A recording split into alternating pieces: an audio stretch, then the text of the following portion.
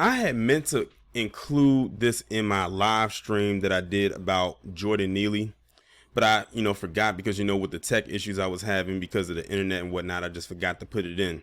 So I said, let me go ahead and just make it my own separate video talking about this individual. And I wouldn't even know about who this person was if it wasn't for Kid Gravity retweeting it onto his page. And then I ended up bookmarking a tweet that this Amiri King person made. So this person just comes off as a staunch white supremacist. And you're going to see exactly what I mean when I go through some of the tweets that he has made thus far as it pertains to Jordan Neely. So this is the tweet that I got exposed to from him that had me put him on my radar. He said, "Here's your new Lord and Savior, Jordan Neely, taking a shit and walking around with his cock out." Now, I'm not going to show you what the video is. It's basically a video that someone recorded of Jordan Neely in the train station with his pants down, literally popping a squat right there. And that's clearly someone who has some mental disabilities. If you see someone doing that, they're not all right in the head. And he says the mental health services failed him and he died as a result. You can't blame someone for restraining a psycho who just threatened to murder an entire subway car full of people.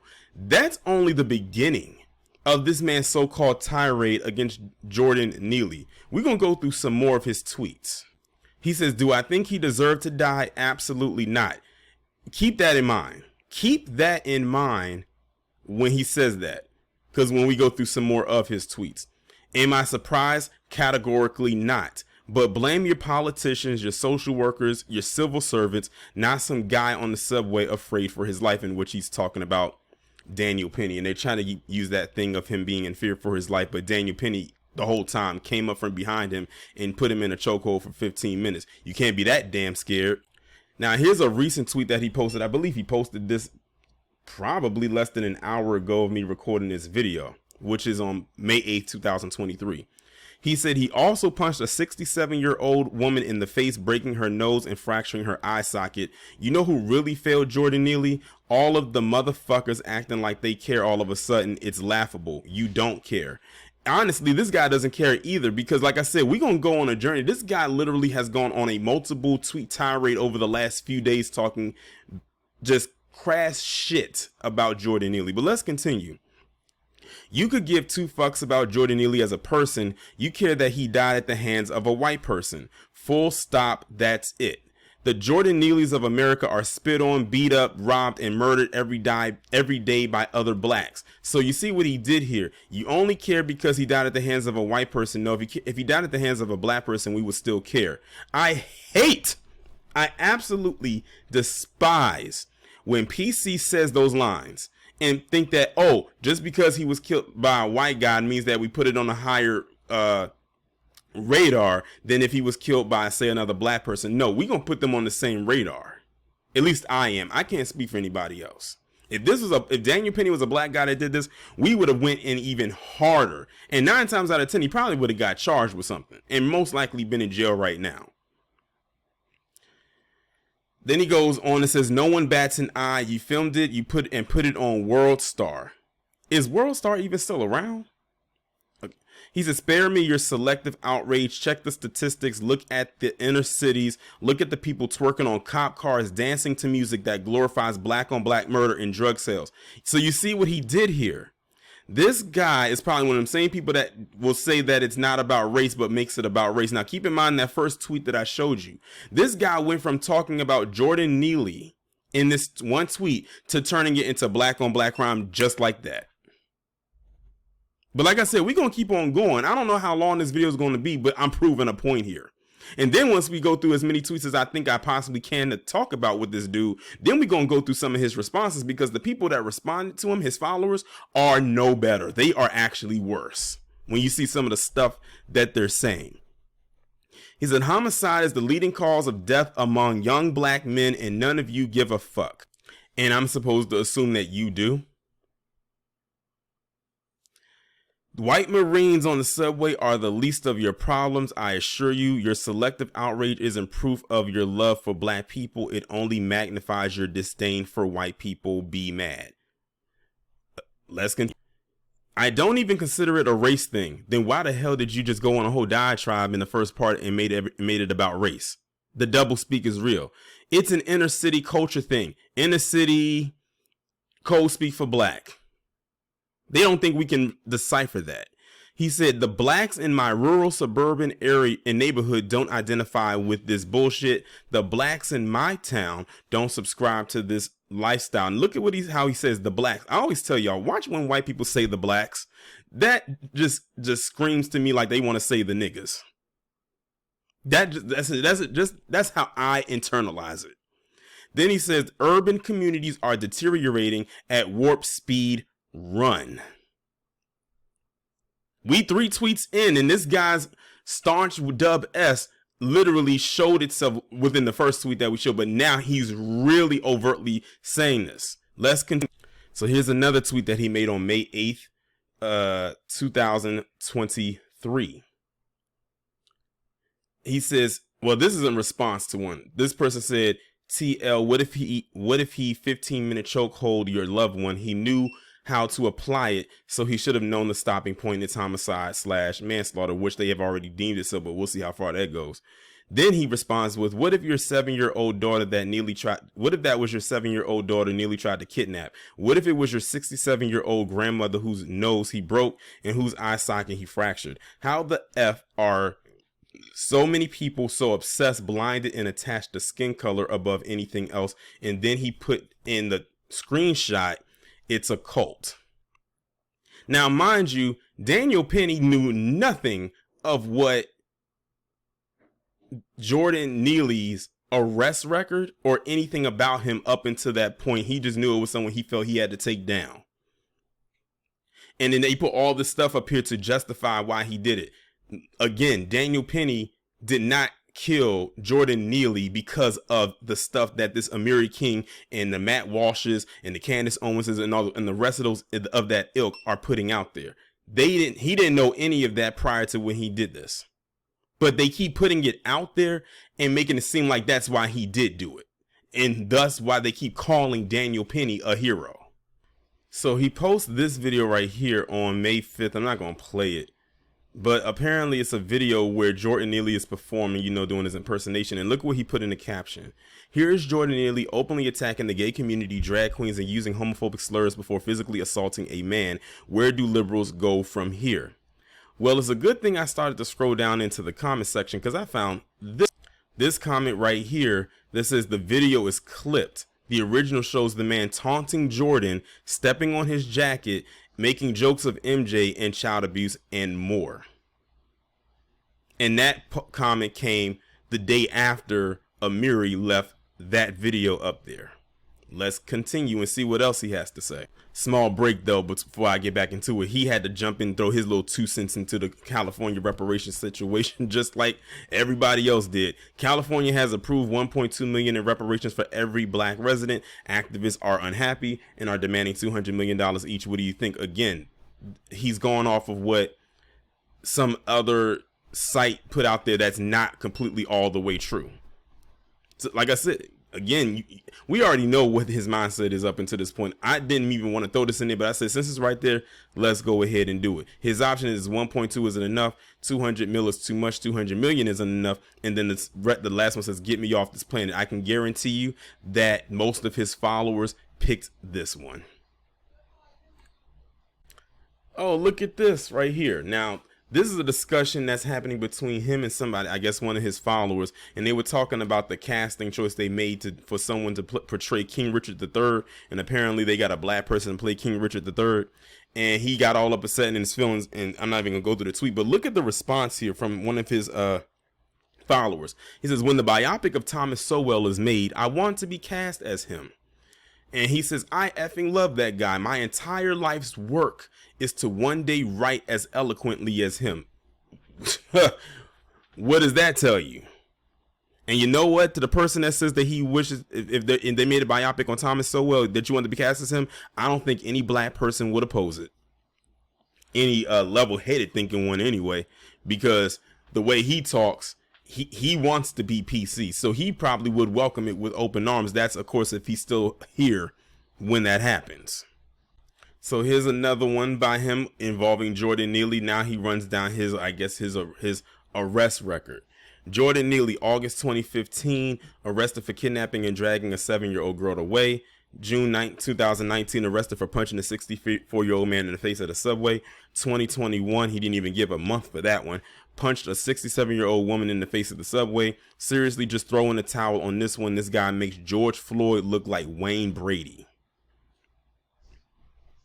Here's one right here. He said, you should see my inbox. I've never seen so many defending elderly, assaulting, child kidnapping, POS in my life. Y'all picked the most effed up heroes. They want to talk.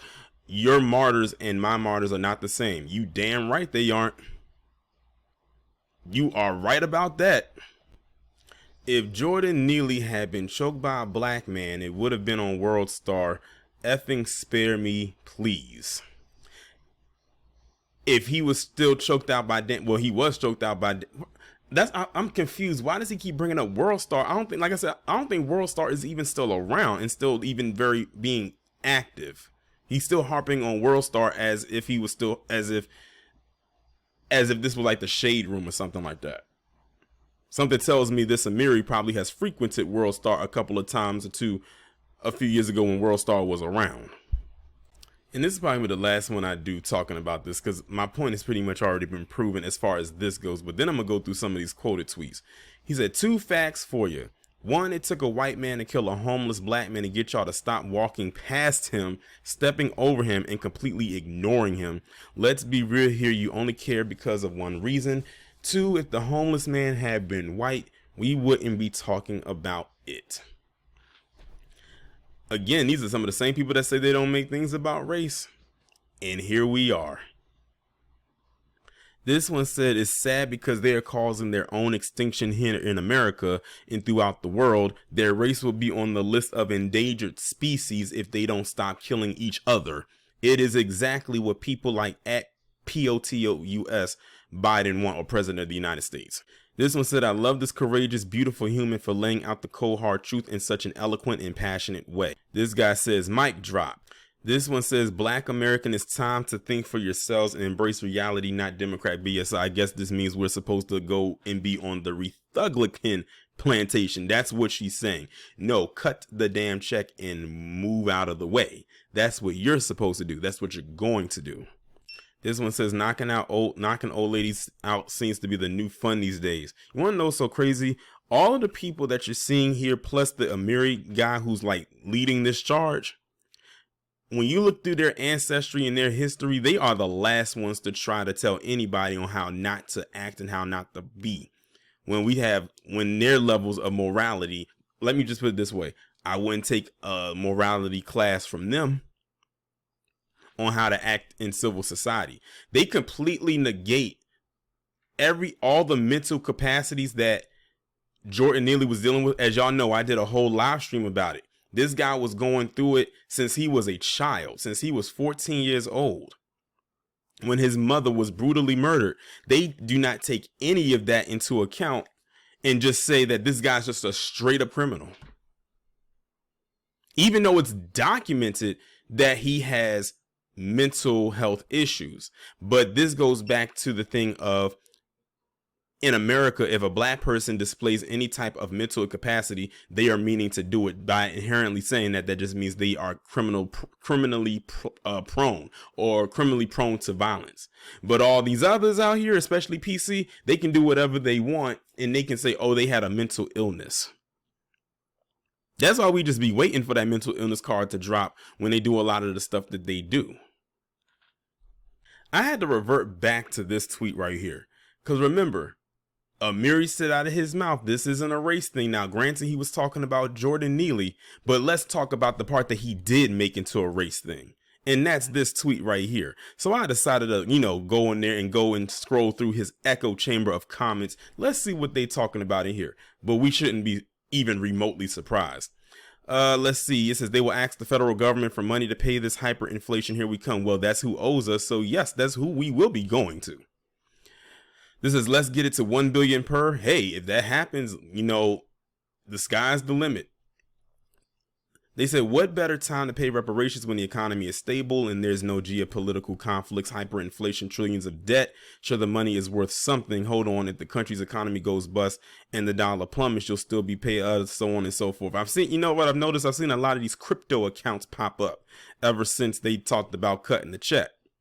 This one says they will never receive a penny regardless of this being passed. They said weird because California just defaulted $18.6 billion in loans from the federal government.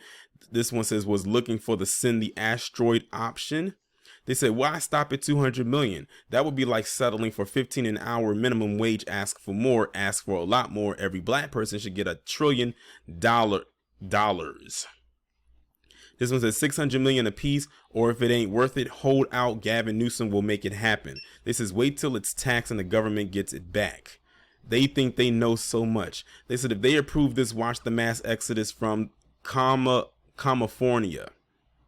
And then Amiri responses, already is one. Over 300K are leaving Cali annually and growing. Well, you know what? Makes more room for the black residents to really do their thing. What they gonna do? Go to Texas like many of them transplants have been doing and flood their areas? Good luck. This one says the task force approved the amount. Now they take it to the state's legislature to waste even more tax dollars debating something that will never happen. He goes on to say, I have thought about this for a while. I'm sure. Why not? Let's give them $1 billion each. Once they do this, they will have to print so much more money that the sheer weight of it will finish off the value of the dollar. The money itself will be worth nothing. This one says, why not 40 billion each? Y'all better not give them all these ideas, but we know that they're just trolling. Again, his audience is nothing but one big echo chamber. Anything, this guy could literally tweet that the sky is purple and they'd be like, Amiri, you are such a genius. I kid you not. If you go up and down his timeline, it's one giant echo chamber. This one says, I think anyone that goes to collect the reparation check also needs to collect a 300-year solitary confinement sentence for the collective guilt of the reparations aspirants. You want to know what's so crazy? All the stuff that they're saying right here, and not one of them know their own history and knowing that their ancestors collected reparations when our ancestors were officially free from chattel slavery. Now, keep in mind, I already did a triple P talking about how a lot of people was like, how a lot of PC was stressing out about this, but now you're getting to see it from this. I know I started this off of wanting to really focus on his response to Jordan Neely and seeing what his audience also says, which piggybacks off of everything that he says. But now when you get into this guy is a dub S. He is. He really is. So here's another tweet right here that he posted on May 6, 2023. I'm guessing this is, during his tirades about Jordan Neely because of the date I'm looking at it. He says, you are a racist. I was born Tony Donovan Shork. I will later change my name to Amiri, and I actually found out it's actually pronounced Amiri, not Amiri. County King or County King, after two of my favorite writers, Amiri Baraka and County Cullen, both black. My daughter Riddy is named after Harriet Tubman's sister. My daughter Libby is named after the black woman that raised me in my teens, Miss Lib. I've also never lynched a black person or attended a Klan meeting, and then he put yet with that emoji with the tongue sticking out. That word isn't as powerful as it once was. Liberals ruined it by throwing it around so carelessly. Like, y'all are getting a glimpse right here of how whacked out this dude is. And this is just a preview of what his entire Twitter account looks like. Don't get me started on the stuff that he started going off on when it came to that mass murder down there in Allen, Texas. That's a whole nother monster that I'm not even going to take y'all down that road. If y'all want to go and watch it, be my guest. But I'm telling you, like, this guy is, like I said, not only is he anti-black, but he's freaking weird. He is a weirdo. So y'all are seeing it right here for yourselves. Amiri King, or whatever he decides to call himself, I guess he felt if he named himself after two black people or remixed himself after two black people, that just relieves him of being a dub S. That's not how this works. especially after we've seen the tweets that you left up before, plus the people that respond to you in the echo chamber that you are in.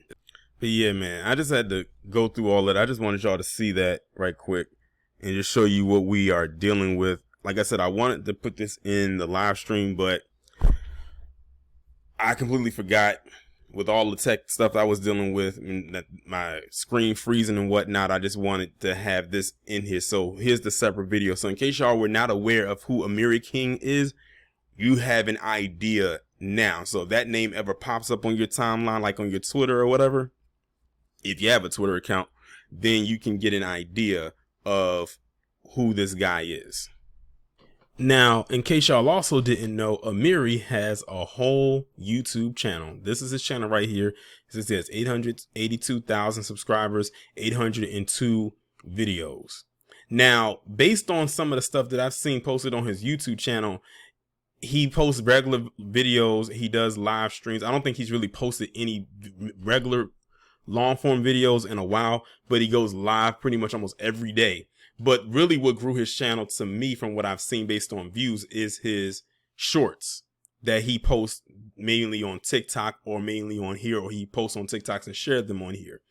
And if you looked through his content on YouTube first, you would never expect that this is how he thinks over on Twitter, because they are not lined up synonymously. What I mean by that is like he has a personality on Twitter and a personality on other platforms. And I'm using YouTube as an example.